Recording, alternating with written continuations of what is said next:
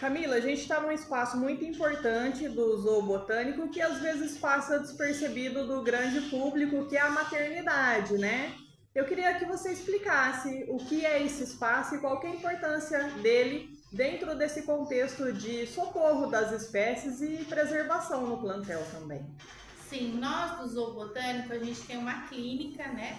Que recebe os animais todos da Polícia Militar Ambiental, vítimas de tráfico, localizados em moradias, os mais diversas fontes, né, não desejáveis, eles chegam até o zoobotânico. E aqui eles são atendidos e os filhotes, na sua maioria, ficam aqui na maternidade. Então, na maternidade, a gente tem equipamentos próprios para manter a umidade e a temperatura para que eles consigam se desenvolver. Lembrando sempre que eles estão longe da mãe, né? Então, quando são aves, a mãe aquece, ela abre as asas, põe literalmente embaixo das asas.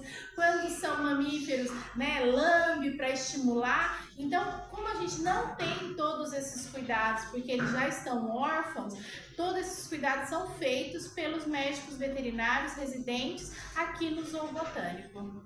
E quais espécies a gente tem aqui na maternidade hoje? Hoje nós temos a apreensão dos papagaios verdadeiros, os filhotes que estão nessa UTA.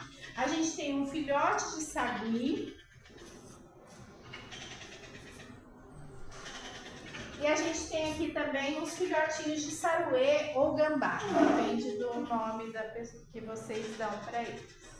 E esse espaço aqui é considerado um dos mais importantes do zoobotânico? Olha, é difícil para nós que trabalhamos aqui definir um como o mais importante, mas todos são importantes. Mas vamos dizer que esse é o mais delicado, que são os animais mais sutis, que requerem mais delicadeza no seu trato e um olhar muito mais atento do que os demais, que já são grandes, rígidos, né?